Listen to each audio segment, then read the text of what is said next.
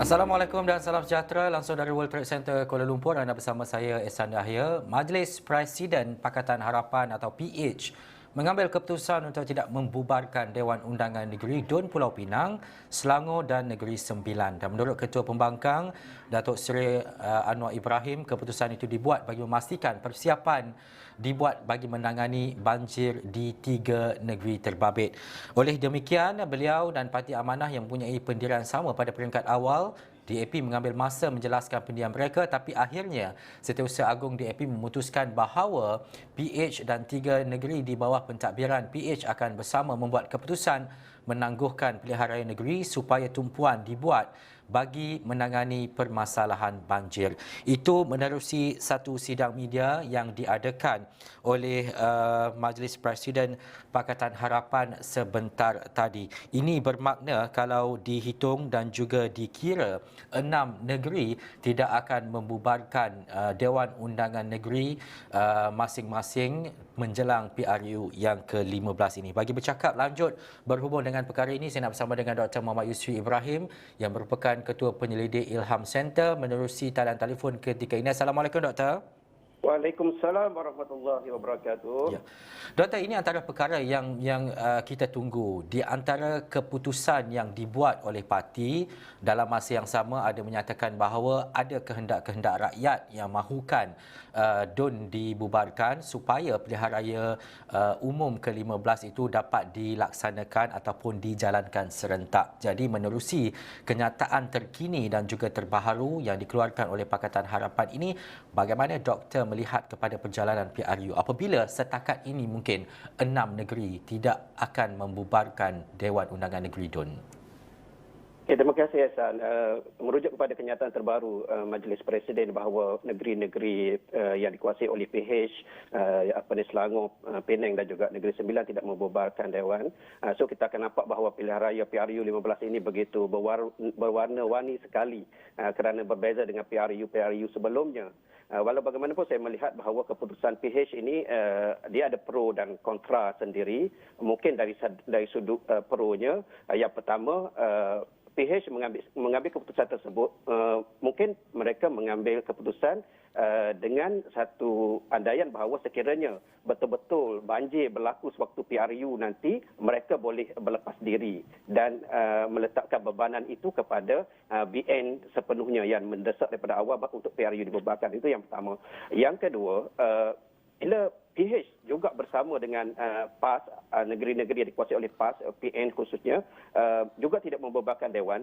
Ini meletakkan bahawa keputusan Barisan Nasional untuk membubarkan Parlimen itu adalah satu keputusan yang terpencil, yang tidak disokong oleh parti-parti lain dalam negara. Ini juga salah satu mungkin pemikiran strategik bagi pihak PH. Dan yang seterusnya, perunya juga bahawa dalam PRU nanti PH mereka mempunyai fokus yang lebih besar untuk memenangi sebanyak mungkin kerusi-kerusi parlimen untuk membolehkan mereka menguasai kerajaan persekutuan. Dalam masa yang sama, kempen PRU sewaktu mereka menjadi kerajaan aktif di tiga negeri ini mungkin sedikit sebanyak akan memberi kelebihan kepada mereka. Itu yang dari segi pro-nya.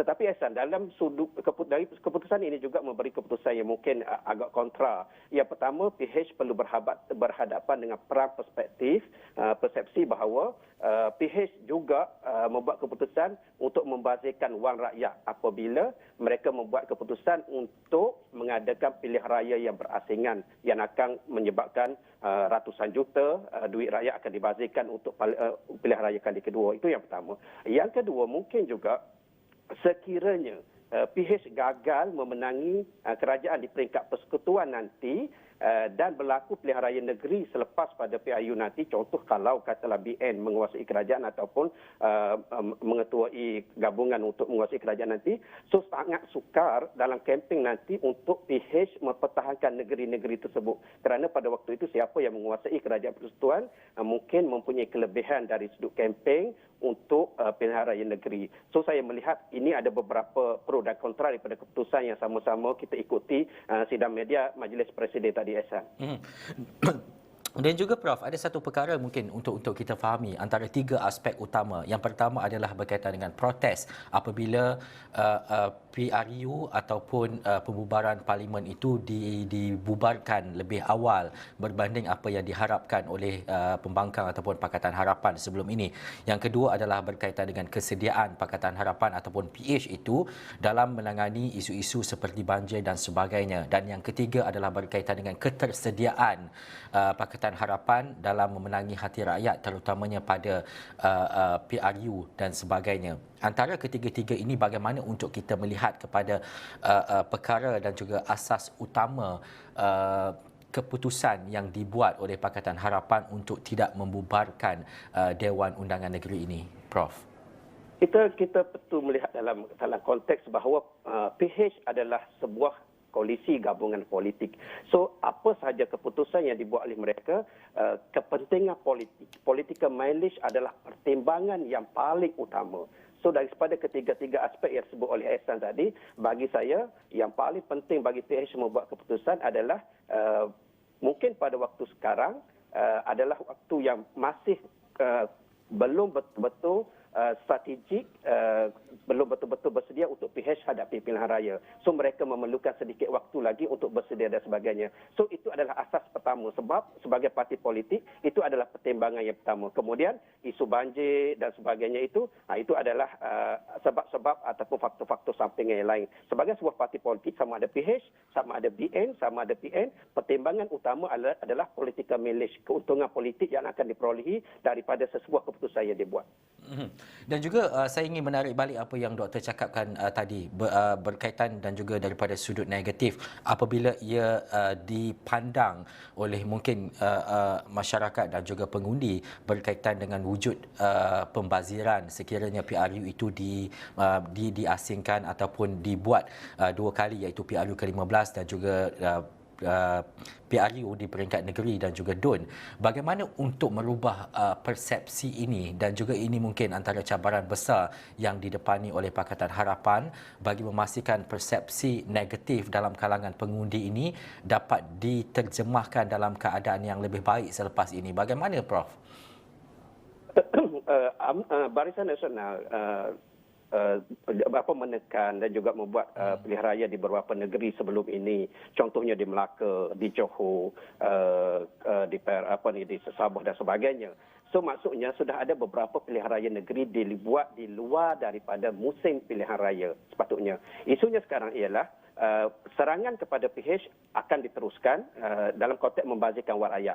Cuma bagaimana isu ditangani adalah siapa yang memenangi persepsi mereka akan memenangi penerimaan kepada rakyat. So buat masa sekarang kalau PH menghadapkan dengan situasi ini, yang paling penting adalah bagaimana mereka membuat penerangan, memenangi perang persepsi untuk mewajarkan keputusan menangguhkan pembubaran ini adalah demi kepentingan rakyat, banjir dan sebagainya. So, apa sahaja ialah tentang bagaimana perang persepsi akan berlaku. Kalau PH memenangi perang persepsi, itu akan diterima oleh rakyat. Tetapi dalam kebiasaannya seperti sebelum-sebelum ini, contohnya sepanjang 22 bulan menjadi kerajaan, dari segi perang persepsi ini, PH agak terkebelakang berbanding dengan Barisan Nasional dan sebagainya. Itu faktor besar, Ahsan.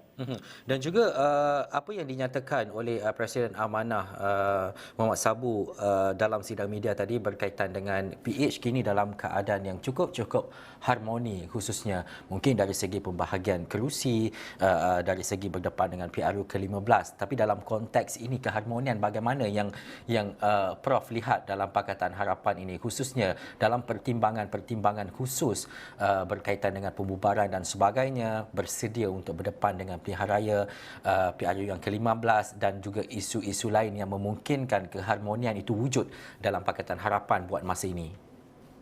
Pada pandangan saya melihat bahawa keharmonian yang dimaksudkan dalam PH sekarang, mereka tidak mencapai tahap keharmonian seperti sebelum mereka berhadapan dengan PRU 14 2018 yang lalu.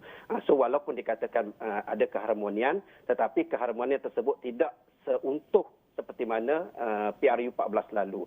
So walaupun begitu mereka ada beberapa isu berbangkit tentang sebelum ini tentang kemah besar dan sebagainya, tentang penerimaan muda, tentang kerjasama dengan parti-parti lain dan sebagainya. So, termasuk juga dalam perbezaan pandangan untuk pembubaran Dewan. Sebagaimana disebut tadi bahawa daripada awal kita dapati indikator bahawa PKR dan amanah untuk menangguhkan pembubaran Dewan.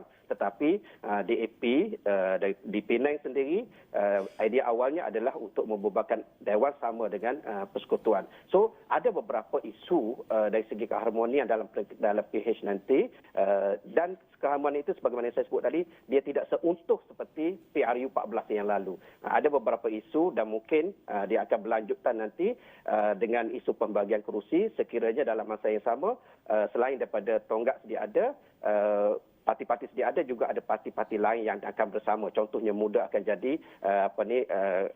rakan kepada PH nanti. So pembahagian kursi nanti akan timbul beberapa isu. So mungkin keharmonian Ehsan, tetapi tidak seutuh seperti mana mereka berhadapan dengan PRU 14 yang lalu. Dan juga akhir sekali Doktor, kita nak bercakap berkaitan dengan kerjasama politik. Sebelum ini mungkin ada tanda tanya apabila PAS masih lagi belum membuat keputusan dan sebagainya sebelum ini. Tetapi sekarang ini kita dapat lihat jelas kepada gabungan-gabungan politik utama, terutamanya melibatkan Pakatan Harapan, Perikatan Nasional, Barisan Nasional yang bergerak sendiri dan juga UMNO secara solo khususnya, dan selepas itu kita ada GPS dan juga GRS khususnya. Tetapi melihat kepada gabungan-gabungan politik yang sedia ada waktu ini, bagaimana kekuatan dan juga sejauh mana parti-parti mana yang mempunyai banyak dan juga kekuatan dan juga kelebihan dalam berdepan dengan PRU ke-15 kali ini, Doktor, buat masa sekarang? Ehsan, PRU ini sangat berbeza berbanding dengan PRU sebelumnya, khususnya PRU 14. Kerana kalau PRU 14 kita hanya ada hampir 15 juta pengundi. Tetapi untuk PRU 15 ini kita ada sehingga data pemilih Jun 2022 itu sudah melebihi 21,000. So landscape-nya sudah sangat berbeza. Dari segi turnout, kadar keluar mengundi juga berbeza kerana pendaftaran automatik tidak memungkinkan semangat gairah untuk keluar mengundi seperti pendaftaran dengan pilihan sendiri. So sangat berbeza. So untuk pilihan raya akan datang ini, antara yang faktor besar yang akan menentukan itu adalah turnout. Kemudian yang akan menjadi persaingan sengit sekarang adalah di kawasan pengundi yang bercampur, etnik yang bercampur. Sebab walau bagaimana kita diskus sekalipun, pola pengundian di Malaysia masih lagi berasaskan etnisiti dan juga berasaskan lokaliti, sama ada bandar, luar bandar dan sebagainya. So saya menjangkakan bahawa di kawasan bandar, di kawasan yang majoriti besar pengundi Cina, saya rasa PH masih lagi ada kekuatan. Kemudian di kawasan segmen Melayu Muslim di luar bandar, itu adalah kawasan UMNO atau Barisan Nasional dan juga PAS masih lagi menguasai, dan sudah tentu kelebihannya dari segi bilangannya lebih pada BN. So yang akan menentukan nanti siapa yang boleh memiliki kerusi, memenangi kerusi yang paling banyak adalah kawasan bercampur. Yang ini akan menentukan kemenangan sebagaimana yang kita saksikan dalam PRN Johor baru-baru ini. So buat masa sekarang mungkin kita tidak boleh katakan lagi siapa parti yang mempunyai kelebihan. Tetapi dalam konteks segmen Melayu Muslim yang agak terkedepan sudah tentu parti UMNO Barisan Nasional. Cuma sekarang berlaku perebutan yang ketara di kawasan bercampur, dan sekiranya mana-mana parti khususnya daripada BN dan juga PH dapat menguasai segmen ini, so mereka berpotensi untuk keluar sebagai parti yang memiliki kerusi terbanyak. Mungkin agak sukar untuk mana-mana gabungan parti mendapat 112 kursi untuk PRU kali ini, Ehsan. Mungkin agak sukar untuk dapat kerana pecahan koalisinya sangat bervariasi. Tetapi saya menjangkakan semua parti politik sekarang berusaha untuk memiliki bilangan kursi terbanyak untuk membolehkan mereka mengetuai rundingan dengan gabungan-gabungan lain untuk membentuk kerajaan pasca PRU 15 nanti.